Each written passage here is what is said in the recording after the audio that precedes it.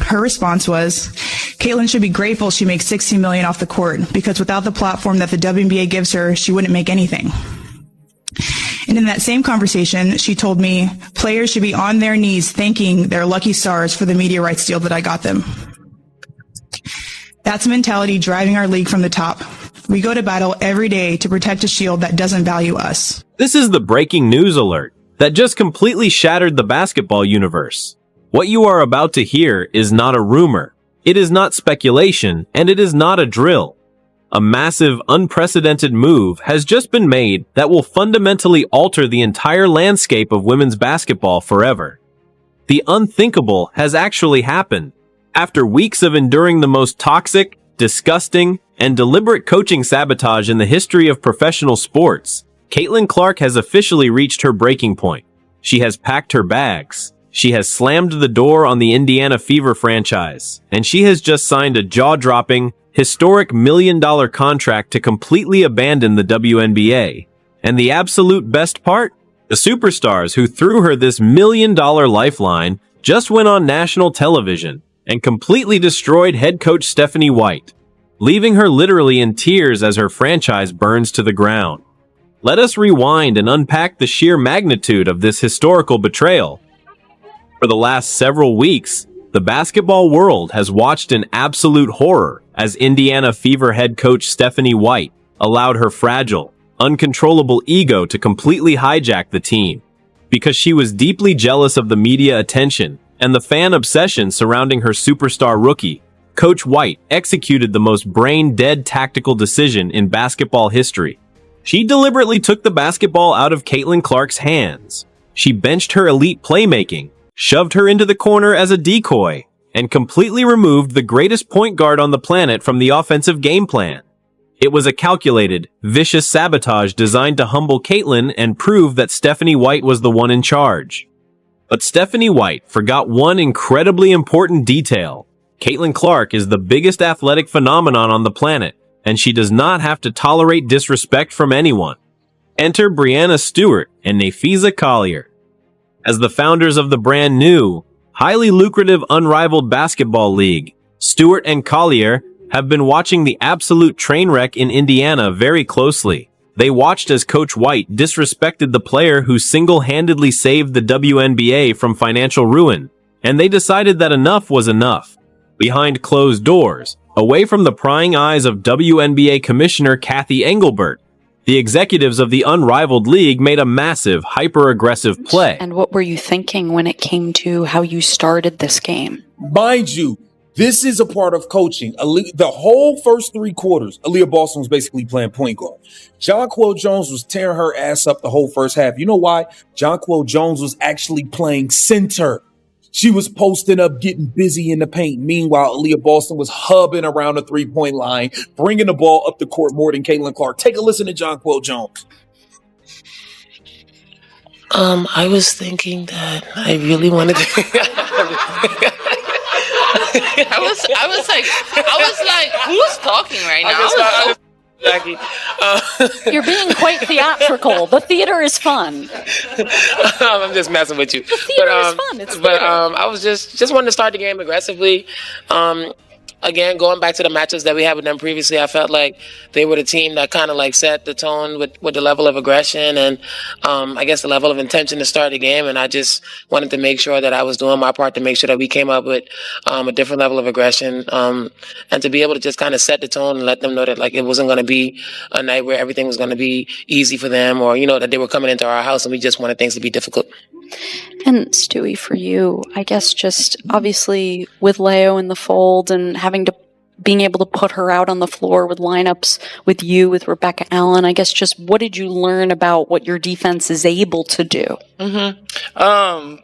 Leo didn't have to do that much. Watch this, because Caitlin Clark wasn't playing point guard today. According to leaked reports from inside sources, Breanna Stewart and Napheesa Collier personally called Caitlin Clark and offered her an unprecedented, fully guaranteed, multi-million-dollar contract to immediately quit the Indiana Fever and join their league. They offered her unprecedented ownership equity, complete control over her offensive system, and the absolute ultimate promise: a coaching staff that would actually respect her and let her play her game. Caitlin Clark didn't even hesitate. But the story does not end there, because Breanna Stewart and Nafisa Collier were not just satisfied with stealing the WNBA's biggest golden goose.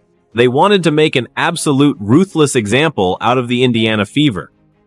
In a shocking, completely unscripted press conference this morning, Stewart and Collier stepped up to the microphones and dropped a nuclear bomb on Stephanie White's career. They did not hold back. They did not use polite PR language. Go to Miami. They play there for 6 weeks. And it was just announced recently that Unrivaled struck a television deal with TNT. Now, this exclusive media rights deal is reported to be 45 plus primetime games. TNT Sports are also invested in the league, and sources say that it's a 6-year deal that could be worth more than $100 million. So a lot of the details of this television deal have not been revealed just yet, but there was one unconfirmed report that said that all this money might not be guaranteed to Unrivaled and that they do have viewership goals for this first season and seasons to come. If that is true, then that's something to keep in mind when we talk about the offer that might be given to Caitlin Clark. Now, this is also interesting to me because I feel like it is kind of late in the game to start recruiting Caitlin Clark. The Unrivaled League has 26 of their 30 players already, and they have been announcing players for the past 3 months. And there has been speculation throughout the entire WNBA season if Caitlin Clark would be joined. They absolutely slammed the Indiana Fever head coach in front of the entire world. Breanna Stewart leaned into the microphone and reportedly said, "What happened in Indiana is a complete and utter disgrace to the game of basketball. You have a generational, once-in-a-lifetime point guard, and you take her out of the offense because of your own personal insecurities. It is pathetic. It is disgusting coaching, and we are not going to let a toxic environment ruin the future of this sport. We built the Unrivaled League to protect players from exact situations like this. Caitlin is safe with us now." Nafisa Collier followed up with a brutal knockout punch, stating, "Stephanie White should never be allowed to coach professional basketball ever again. She deliberately sabotaged her own team just to feed her ego. The WNBA failed to protect their star, so we did it for them." And a fever. So I don't want to give a damn. I don't want to hear nothing about her missing them 2 damn free throws. Let's finish reading the tweets. Sick of this, man. Sick of this. Time and time again, we got to go through this. Ryan Loves Ball stated, Stephanie White is just anxious. Is just an atrocious coach. She has the best show on the planet, starting at point guard. And yet, we have to watch this boring motion offense trip. Caitlin basically has to force her looks since the set offense is to take the ball out of her hands. I didn't even want to speak about forcing shots. She forced shots against Dallas. She forced them again tonight. Caitlin Clark is a rhythmic player. She has to get in rhythm to play, to shoot well. And we ain't going to go over Caitlin points yet. I don't even know. I don't even remember how many damn points she got. I'm just so freaking mad. Shout out to Mar. Mar stated, when has this type of basketball ever won anything? You have the best point guard on the team acting like a shooting guard. Why in the hell are you playing the game the opposing team wants to play? And if you're going to play her at the 2, why aren't you drawing up plays for her? Because they're drawing up plays for Kelsey Mitchell.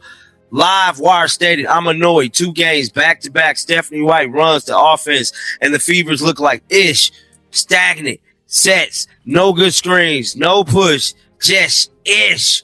What product are y'all selling here? Why is CC not running the damn? The backlash from this press conference was immediate, catastrophic, and completely devastating.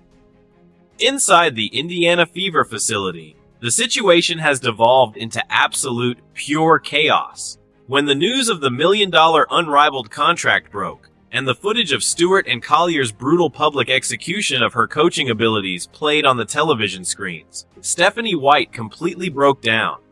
According to locker room attendants, Coach White was seen completely breaking down in tears in her private office. The massive, arrogant ego that told her she could bench Caitlin Clark and get away with it has completely shattered into a million pieces. She is reportedly hyperventilating, crying uncontrollably and furiously calling the front office begging for help. But there is no help coming. She realizes exactly what she has done. She hasn't just lost a few games. She has literally chased away the most profitable, famous, and talented player the franchise will ever see.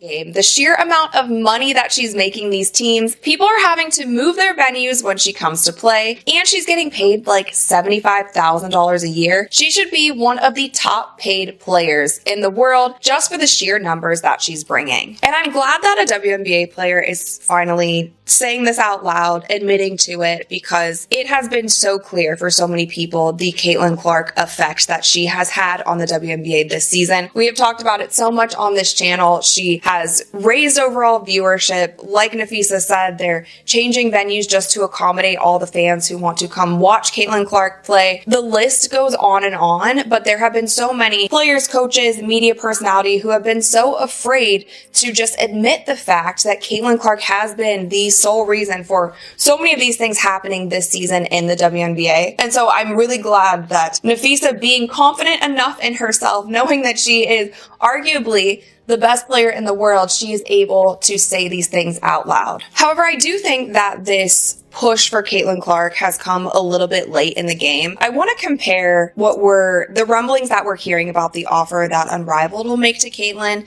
I want to compare that to what Ice Cube offered Caitlin before the Big Three season began. I commend Ice Cube because you have to think about the type of egos that play in the Big Three. And I do sideline reporting for the Big Three, for those of you who don't know. So I'm very well. The WNBA executives are currently in a state of absolute unmitigated panic. Kathy Engelbert is reportedly screaming at the Indiana Fever ownership group on the phone. The league is staring down the barrel of an apocalyptic financial disaster. With Caitlin Clark officially leaving to play for Unrivaled, the massive television contracts are suddenly worthless. The sold-out arenas are going to be completely empty. The Fortune 500 sponsors are already threatening to pull their funding because they paid to see number 22, not a crying head coach who ruined the team. Stephanie White's jealousy has literally bankrupted the WNBA, and the Unrivaled League just pulled off the greatest heist in the history of modern sports. Your league, I feel like it was a missed opportunity. 3-on-3 is already hard to get more people involved in. You're doing a brand new kind of 3-on-3 on a shorter court. It's brand new. It's going to be hard to get eyeballs on it. All of these, the WNBA is in their 28th season and it's still a new league.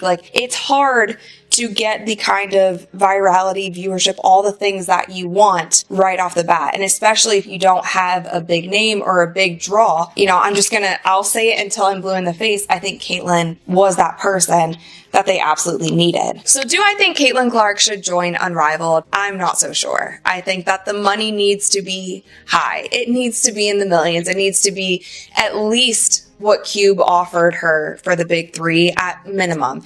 And even with that, Caitlin Clark doesn't need any money. She has plenty of endorsement deals. I think she is totally fine. And I think for her body and for her mental health, it might not be the best thing for her, because I can only imagine what it was like being in her shoes throughout this entire WNBA season. Not only the kind of physicality and double teams and face guards and all of those things that she was receiving on the court, but also all of the noise, all of the drama, all the media circus surrounding her off the court. That just had to have been so much to handle. And so I don't know if jumping right back into another league that has not been established yet. And for the record, I like Breanna Stewart. I love Nafisa Collier. I don't want this league to fail. I think basketball is great if we have another league. I think if it's similar to the Big Three and it gives women another place to go instead of going overseas during the offseason, I think that that's fantastic. I hope it does succeed. But I think Caitlin Clark stepping into a league that hasn't been established yet, through the firestorm that she has had to go through in the WNBA, who's to say that once she gets into Unrivaled, all of these narratives, all of these, your fan base is this, all of this starts up again. And who's to say if Unrivaled has a fantastic... The entire league is in a state of unprecedented chaos. WNBA owners are reportedly demanding that Stephanie White be fired immediately and publicly humiliated, just to appease the angry mobs of fans who are currently canceling their season tickets by the thousands. But it is already too late. The damage is done. Gammal Monis kan bla her. Kinsen monitor on year got over riveren. Katuablo comes to gov, Belusbos Bela, Batuya Gero, and the teacher in law denied the minimal gundas and likes to up 10 cycles of a league that actually values her, and she is never looking back. Now, I need to hear from every single one of you watching this absolute madness right now. Go absolutely crazy in the comments section down below. Are you cheering for Caitlin Clark taking this $1 million unrivaled deal to escape that toxic locker room? Do you agree with Brianna Stewart and Nafisa Collier absolutely destroying Stephanie White on national television? And how happy does it make you to know that Coach White is currently crying in her office knowing she ruined her own career? It's ridiculous, man. It's just ridiculous, man. The Indiana Fever, just Leonie Feebage being back was big for the New York Liberty. Leonie Feebage had 20 points, 5 assists, 5 rebounds in her return. She had a hell of a second half. She started shooting the cover off the ball from the three-point line. Sabrina Ionescu had 12 points, 4 assists. She wasn't very impactful. 1 of 5 from 3. Jonquel Jones, 19 and 10. Brianna Stewart, 22, 8 and 7. She balled. But I thought Michaela Timpson battled with Brianna Stewart. I thought Maisha Hines-Allen and Brianna and Michaela Timpson battled their ass off down there. Aaliyah Boston missed the key layup, man. We could have went up 1. She missed the key layup. But at the end of the day, this falls on coaching, man. The head coach made the decision to play the center at point guard for the first 3 quarters of this game, pretty much. She decided to have Aaliyah Boston play point guard. Aaliyah Boston brought the ball up the floor more than anybody else in this game. More than Kelsey Mitchell, more than Caitlin Clark, more than Sophie. Shout out to Sophie, man. Sophie, you passed the ball to Caitlin and you knocked down a couple threes. Sophie had 10 off the bench. Sophie and Maisha Hines-Allen look like our only playable players off the bench. It just is what it is. This Indiana Fever team's not good, but Stephanie White made the decision to play Aaliyah Boston at point guard and play Caitlin Clark at.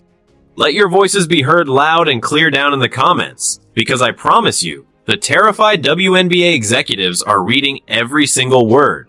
If you want the real, unfiltered truth about this massive, unrivaled league contract and the total collapse of the Indiana Fever, you need to smash that like button and subscribe to Clark Fever Hoops right now. Turn on those bell notifications, because the very second Stephanie White gets officially fired, we are going to be breaking it all down. Keep holding the line, and I will see you in the next one.